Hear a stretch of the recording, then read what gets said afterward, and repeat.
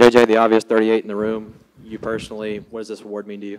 I mean, it means everything. Me just growing up here and just hearing about the award at so young of an age, I mean, it just means the world to be able to honor him, his legacy, and to be able to keep it going. JJ, I know in the video they put out, if you telling your parents, you said you'd wear 38 at home and 89 on the road. I guess kind of what went into your process of how you wanted to do that?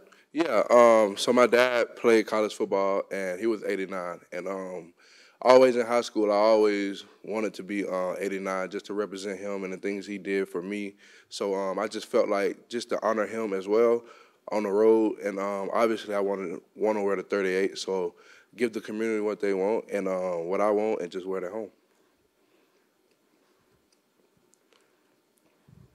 Talked about growing up, learning about this award and all that. You know, as you followed Ole Miss football through the years, was there a particular Chucky Williams Courage Award winner, you know, growing up that just kind of you looked at and was kind of inspired by, you know, what that award, you know, is supposed to mean? Yeah, Haynes, he was number 10 here. He played DN here. I remember just watching him and the way he played, and he just played relentless and just never gave up, that mentality. And that's what I want to bring here, just never give up, and no matter the circumstance, just keep going and push it forward.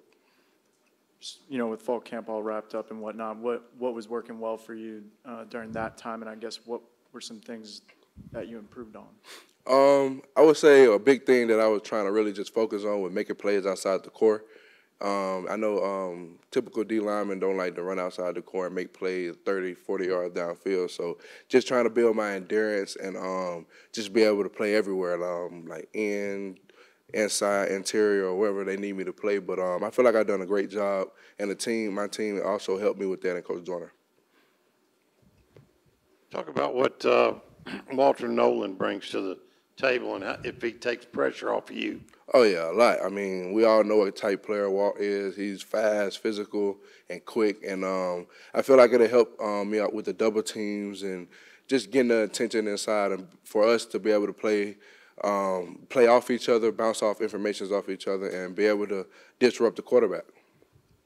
JJ, I know there's a lot of depth across that defensive front. Just curious, some of the younger guys we haven't heard about. I know that this past class that Ole Miss got was the number one of the best defensive line classes in the country. Who are some of the younger guys that have kind of stepped up this fall camp? Yeah, sir, definitely Will Eccles and Cam Franklin.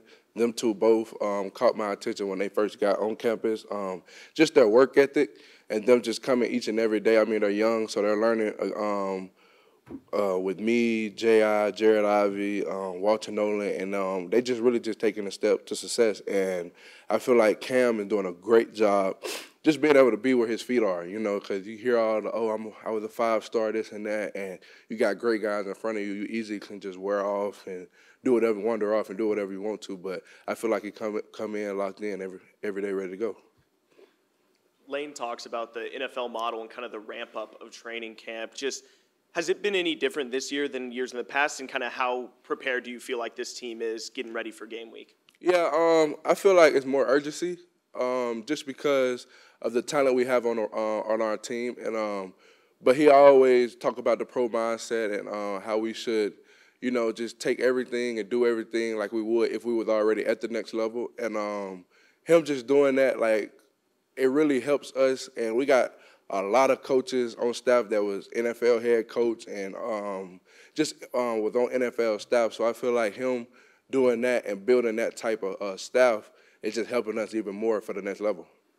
And you mentioned kind of that urgency that you guys have because you know the opportunity that y'all have. Kind of, do you feel any extra pressure because of that, or is that just something that y'all are embracing? Nah, it's no extra pressure. I mean, we just the same guys. You know, we put our pants on like everyone else do, and we just know that at the end of the day, this team got what we got, and we all we need. And at the end of the day, I mean, like I said, yeah, that's all we need. So I wouldn't say it's just extra pressure on us, but we know the goal and we know what we want. JJ, what have you seen the progress of Jamarius Brown? Jamarius Brown, I mean, he's physical. He loves to attack blocks. He has definitely worked on his pass rush, in contact phase pass rush, and I feel like he's doing a great job.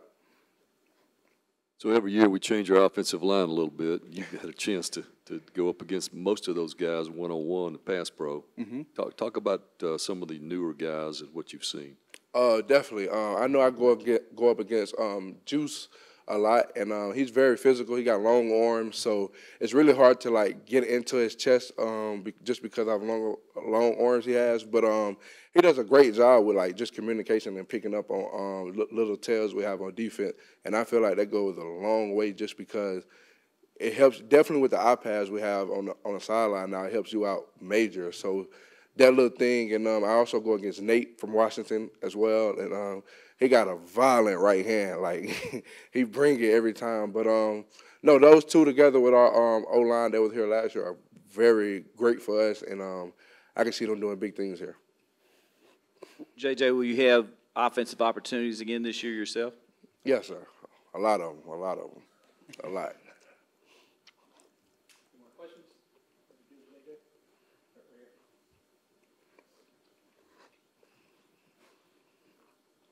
Just to refresh the memory a little bit, when you were going through the recruiting process and, before going to Auburn and all that, how many schools were you recruited to be an offensive guy or defensive guy? Or if you don't mind refreshing our memory of what that was like.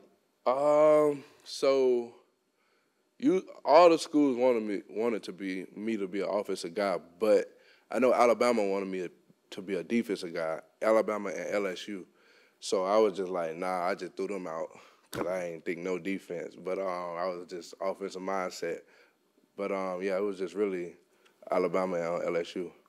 You talked about throwing them out. How long did it take for you to come around to just embrace being a defensive guy when you were kind of going through that position change? I know my dad always, like, don't get stuck playing offense just because, like, you're, like, a freak, like, just 6'2" and just big and running over kids. So I had the mindset of just keep doing what I'm doing, be where my feet are, but just know that God going to make a change in your life, and you either can choose to let it affect you, or you can just, just go a long way with it and go along with it and just keep striving to be great. So that's what I did. So I started at Auburn playing tight end my freshman year.